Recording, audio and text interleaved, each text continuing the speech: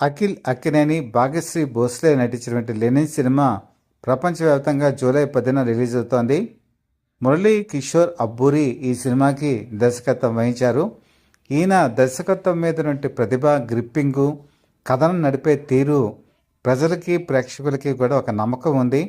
ఆ నమ్మకంతో ఈ సినిమా మీద కూడా హై ఎక్స్పెక్టేషన్స్ పెట్టుకోవడం జరిగింది. తన కెరీర్లో ఇది 6వ సినిమా.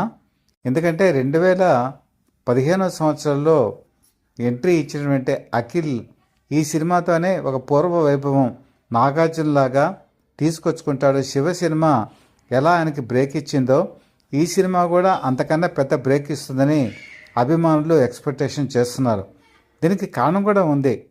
ఇంతవరకు కూడా ప్రేమ కథా చిత్రాలు అనేటప్పటికీ ఇక 1970sలో హిందీలో తీసుకున్నా, ఈవెన్ 90sలో తెలుగులో తీసుకున్నా కూడా చాక్లెట్ బాయ్స్ అని చెప్పి అనేవాళ్ళు. అంటే వాళ్ళు చాలా సున్నితంగా, అలాగే మృదువుగా, చాలా పాలిష్డ్గా ఉండేవాళ్ళు. కానీ ఈ మధ్యకాలంలో కనుక చూసుకుంటే పుష్ప 1, పుష్ప 2 తర్వాత హీరోకు ఉన్నటువంటి ఇమేజ్ తెలుగు స్క్రీన్ మీద పూర్తిగా మారిపోయింది. రగ్గడ్ నేచర్, అలాగే ఒక విధమైన మొరటుతనం, అలాగే మొండితనం, అలాగే కరుకుదనం, ఇవన్నీ కూడా మూర్తిభవించినటువంటి వ్యక్తి ప్రేమలో పెడితే, అలాగే ఎక్కడ వాళ్ళు ఎక్కడైనా వంటి విలన్స్ని చెతకు కొడితే, అలాగే స్క్రీన్ మీద తిరుగులేని రారాజుగా వెలిగితే, ఇవన్నీ కూడా స్క్రీన్ మీద ప్రేక్షకులు చూస్తున్నారు, ఆదరించారు. అదే లుక్తో ఇప్పుడు అఖిల్ అక్కినేని కూడా కనిపిస్తున్నారు. దీనికి కారణం ఏంటంటే మారుతున్నటువంటి ట్రెండ్, ప్రేక్షకుల అభిరుచి. ఆ అభిరుచికి తగ్గట్టుగానే ఈరోజు ఈయన తన కథని నడిపించేటువంటి ఒక మూల హీరోగా అవతరించారు. కాబట్టి అభిమానులకి ఆశ పెరగటంలో అందులో ఒక నిజాయితీ ఉంది, ఒక నిబద్ధత కూడా ఉంది. ముఖ్యంగా ఈ సినిమా భారీ బడ్జెట్తో నిర్మితమవుతోంది. సితారా ఎంటర్టైన్మెంట్స్ మరియు అన్నపూర్ణ స్టూడియోస్ రెండూ కలిపి కంబైన్డ్గా ఈ సినిమాని తీయటం జరిగింది. అదే కొన్నిసార్లు కొన్ని రూమర్స్ కూడా వచ్చాయి. ఈ సినిమాని అనేకసార్లు రీషూట్ చేశారని, బడ్జెట్ బాగా పెరిగిందని చెప్పినప్పుడు కూడా అఖిల్ అక్కినేని దాన్ని ఖండించడం జరిగింది. సినిమా క్వాలిటీ బాగుండటానికి కొంత రీషూట్ చేసిన మాట వాస్తవమే, కానీ అది బడ్జెట్ పెరిగినటువంటి మాట మాత్రం ఖచ్చితంగా తప్పు. క్వాలిటీ పెరిగిందని మాత్రం ఆయన చెప్పుకొచ్చారు. ఇందులో కూడా వాస్తవికత ఉందని చెప్పి ఈ రోజు ఉన్నటువంటి ట్రెండ్ ద్వారా తెలుస్తోంది. ముఖ్యంగా ఈ సినిమా మొట్టమొదట ఉన్నటువంటి షెడ్యూల్ ప్రకారం చూస్తే జూలై 9వ తారీఖున శ్రీనివాస మంగాపురం ఈ సినిమా నుంచి ఒక భారీ అంటే కాంపిటీషన్ ఎదుర్కోవాల్సి వచ్చింది. కాకపోతే ఇప్పుడు శ్రీనివాస మంగాపురం జూలై 30వ తారీఖుకి పోస్ట్పోన్ అయింది. కానీ తెలుగులో ఇప్పుడు ఇదే భారీ బడ్జెట్ సినిమా కాబట్టి సినిమాస్ అంటే దీనికి సంబంధించినటువంటి మరి షాపింగ్ మాల్స్లో ఉన్నటువంటి మరి థియేటర్స్ కానీ, మామూలుగా సింగిల్ స్క్రీన్స్ కానీ దొరికేటువంటి అవకాశం ఎక్కువగా ఉంటుంది. అలాగే ప్రపంచవ్యాప్తంగా కూడా దీన్ని గ్రాండ్ రిలీజ్ చేసినప్పుడు స్క్రీన్స్ అవైలబిలిటీ కూడా ఎక్కువగా ఉంది. కాబట్టి కలెక్షన్స్ మొదటి వారంలోనే చాలా భారీగా ఉంటాయని ఎక్స్పెక్ట్ చేస్తున్నారు. మరొక కారణం ఏంటంటే వేసవి తాపం చాలా చోట్ల తగ్గుతోంది. పిల్లలు, మహిళలు, వృద్ధులు వీళ్ళందరూ కూడా ఇప్పుడు బయటకు వస్తున్నారు.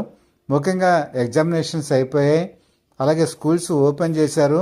పిల్లలు ఎడ్యుకేషన్ చేసేటువంటి వాళ్ళు కూడా కొంత ఫ్రీగా ఉన్నారు. అలాంటి వారిని ఈ సినిమా ఆకట్టుకుంటుందని కూడా ఎక్స్పెక్ట్ చేస్తున్నారు. ముఖ్యంగా మ్యూజిక్లో కనుక చూసుకుంటే వారెవ్వ అనేటువంటి సాంగు ఇప్పటికే చాలా పాపులర్ అయింది. ఎంతగా పాపులర్ అయిందంటే దీని ప్రజలు చాలా క్యాచీ ట్యూన్గా మనసులో పట్టేసుకున్నారు. ఇది బాగా అందరికీ థ్రిల్ కలిగించేటువంటి సాంగ్గా పేరుగాంచింది. ఇట్టా అనేటువంటి సాంగ్ కూడా చాలా మాస్ సాంగ్గా పేరు వచ్చింది. ముఖ్యంగా Thaman music, Thaman rerecording, Thaman background music ఈ సినిమాకి ఒక హైలైట్గా చెప్పొచ్చు. కథ విషయానికి వస్తే ఏంటి కథ అన్న ఒక ఆసక్తికరమైన విషయం ఏంటంటే ఇది కూడా చిత్తూరు జిల్లాకి సంబంధించి ఒక కథ, రాయలసీమ బ్యాక్గ్రౌండ్. ఇందులో మన జనరల్గా అనేక రకాలైనటువంటి పూజలు జరుగుతూ ఉంటాయి. తిరుపతమ్మ జాతర అని ఇందులో ఒక జాతర జరుగుతుంది. ఆ జాతర 18 రోజుల పాటు జరుగుతుంది. ఈ జాతర జరిగిన 18 రోజుల పాటు రక్తపాతం, రక్తపు బొట్టు కింద చెందకూడదు. ఇలాంటి తరుణంలోనే హీరో ఆ గ్రామానికి వెళ్ళటం, అక్కడ గ్రామ కక్షలు, రాజకీయాలు ఇవన్నీ కూడా వెనంటి ఉండటం, అనుకోని ఒక సంఘటన హీరోయిన్లో ఆ వలలో ట్రాప్ అవటం, ఆమెను రక్షించే ప్రయత్నంలో హీరో ఇన్వాల్వ్ అవ్వటం, దీని చుట్టూ కథ తిరుగుతుంది. మహాభారతం యుద్ధం 18 రోజుల పాటు జరిగింది. సింగిల్గా ఒక పర్సన్ ఎలాగ 18 రోజుల పాటు యుద్ధం చేస్తారన్నదే ఈ సినిమా ఆసక్తికరంగా ఉంటుంది. ముఖ్యంగా సినిమాలో ఫైట్స్తో పాటు మైండ్ గేమ్ కూడా ఒక ప్రధానమైనటువంటి అంశం. ఇందులో అఖిల్ వేసేటువంటి ఎత్తులు, మరి విలన్గా శివాజీ ఒకప్పుడు హీరో, ఇప్పుడు ఇందులో మెయిన్ విలన్గా నటించాడు. అతను వేసే పై ఎత్తులు, దానికి మళ్ళీ పై ఎత్తులు వేసే హీరో, ఇవన్నీ చూస్తూ ఉంటే కొత్త తరహా ట్రెండ్ తెలుగు సినిమాలో స్టార్ట్ అవబోతోంది. ఈ సినిమా తర్వాత శివాజీ మరో సరికొత్త విలన్గా ప్రారంభించబోతున్న కెరీర్ ఊపందుకుంటుందని కూడా ప్రేక్షకులు భావిస్తున్నారు. ఇంతవరకు తెలుగు తెర మీద మనకి విలన్స్ తక్కువ ఉన్నారు. ఆ విలన్ అనేదాన్ని పూరించడానికి ఈరోజు మరి శివాజీ ముందుకొచ్చారు. శివాజీ మంచి నటుడు, అలాగే ఇందులో అతని నటన కూడా చాలా గ్రిప్పింగ్గా ఉంటుందని అందరూ కూడా ఎక్స్పెక్ట్ చేస్తున్నారు. ఇది లెనిన్ అనే పేరు ఎందుకు పెట్టారు, ఇది ఏమైనా కమ్యూనిజం బ్యాక్గ్రౌండ్ ఉందా అని చాలామంది అనుకుంటున్నారు. కానీ ఇప్పుడు అందుతున్న సమాచారం ప్రకారం, అలాగే అఖిల్ చెప్పిన దాని ప్రకారం కూడా ఇది కమ్యూనిజం బ్యాక్గ్రౌండ్ కాదు, మామూలు స్టోరీనే. కాకపోతే ఈ సినిమా దర్శకుడు తన చిన్నతనంలో ఒక వ్యక్తిని చూశాడు. ఆ వ్యక్తి పేరు లెనిన్.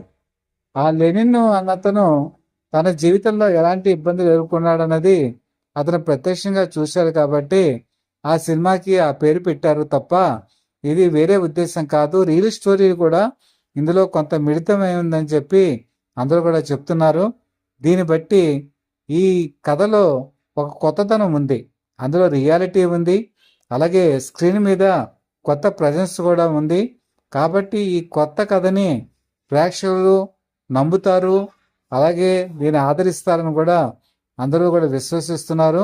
ఏదేమైనా ఈ సినిమా ఒక సరికొత్త ట్రెండ్ని సృష్టిస్తుంది, అలాగే ఆ విజయం పరంపర కూడా సాగిస్తుందని చెప్తున్నారు. మరొక కొసమర్పు ఏంటంటే ఈ సినిమాకి దర్శకుడు తమన్, మీకు అందరికీ కూడా తెలుసు. తమన్ వాళ్ళ తాతగారు ఘంటసాల బలరామయ్య గారు. ఘంటసాల బలరామయ్య గారికి అక్కినేని నాగేశ్వరరావు గారికి విడదీయలేని అనుబంధం ఉంది. అదేంటంటే చిన్నతనం అప్పుడు నాటకాలు చూస్తుండేటువంటి అక్కినేని నాగేశ్వరరావు నటసామ్రాట్ విజయవాడ రైల్వే స్టేషన్లో గుడివాడ వెళ్ళటానికి ట్రైన్ గురించి ఎదురు చూస్తున్నారు. ఇందులో సర్కార్ ఎక్స్ప్రెస్ చెన్నై వెళ్ళటానికి వెళుతూ విజయవాడ రైల్వే స్టేషన్లో ఆగింది. విజయవాడ రైల్వే స్టేషన్లో ఆగినప్పుడు దాదాపు అప్పట్లో 20 నిమిషాల పాటు స్టేషన్లో ఆగేది. అందులోంచి చూసినట్టు ఒక పెద్ద ఆయన అక్కినేని నాగేశ్వరరావు ముఖ వచ్చేస్తుంది నచ్చి స్టేషన్లోకి దిగి ఆయన దగ్గరికి వెళ్ళి, బాబు నీ పేరేంటని అడిగారు. ఆ పేరు అక్కినేని నాగేశ్వరరావు అంటే, నీ అడ్రస్ ఎక్కడా, నువ్వు ఉండేది ఎక్కడా అని అడిగితే చెప్పారు. ఆయన నోట్ చేసుకొని ఆయన చెన్నై వెళ్ళిన తర్వాత కబురు పంపించి చెన్నైకి తీసుకెళ్ళి, అప్పుడు మద్రాస్ అంటారు, శ్రీ సీతారామ జననం అనేటువంటి సినిమాలో అవకాశం ఇచ్చారు. ఆ విధంగా మరి తమన్ వాళ్ళ తాతగారు సినీ జన్మ ఇచ్చినటువంటి ప్రధాన కారకులు అక్కినేని నాగేశ్వరరావు గారికి. అది గుర్తుపెట్టుకొని అక్కినేని నాగార్జున కానీ, ఈరోజు అఖిల్ అక్కినేని కానీ వాళ్ళ మనవడైనటువంటి తమన్ని కుటుంబ సభ్యుడిగా చూసుకుంటారు, ప్రాణప్రదంగా చూసుకుంటారు. మా తాతగారికి లైఫ్ ఇచ్చినటువంటి ఘంటసాల బలరామయ్య గారు వాళ్ళ మనవడనే ఒక కృతజ్ఞతాభావం వాళ్ళకి ఇప్పటికీ ఉంది. అది మనసులో ఏ భావం ఎవరికైతే అంత గుర్తుపెట్టుకొని ఉంటుందో వాళ్ళు నిజంగా గొప్ప మనుషులు కదా. అలాంటి గొప్ప తత్వం వాళ్ళలో ఉంది కాబట్టే ఈరోజు కూడా వాళ్ళ కుటుంబం అంటే వాళ్ళు ఇష్టపడుతున్నారు. ఇది నిజంగా చాలా మంచి అంశం. కాబట్టి ఇది ప్రేక్షకులకి చాలామందికి తెలియచ్చు, తెలియకపోవచ్చు. ఈ లెనిన్ రిలీజ్ సందర్భంగా ఈ విషయాన్ని కూడా మీకు తెలియజేస్తున్నాను. ఈ సినిమా అఖండ విజయం సాధించిన తర్వాత మరి అఖిల్ అక్కినేని బిజీ స్టార్గా మారుతాడు. రాజ్యం సినిమా రాజ్యం ఇది ఒక రారాజుగా మారుతాడని అభిమానులు ఆశిస్తున్నారు. వాళ్ళ ఆశ నెరవేరాలని మనస్ఫూర్తిగా మనం కూడా కోరుకుందాం. ఈ కంటెంట్ మీకు కనుక నచ్చినట్టయితే లైక్ చేయండి, బెల్ ఐకాన్ ప్రెస్ చేసి సబ్స్క్రైబ్ చేసుకోండి. సబ్స్క్రిప్షన్ మాకు చాలా విలువైంది. మీ బ్లెస్సింగ్స్ మాకు కావాలి. అలాగే మీ సలహాలు సూచనతో మరింత దిగ్విజయంగా ఈ ఛానల్ ముందుకు వెళ్తామని చెప్పి మనస్ఫూర్తిగా తెలియజేసుకుంటూ, మీ మిత్రుడు శ్రేయోభిలాషి Satya for the people live TV chief editor DVSS Krishnaprasad.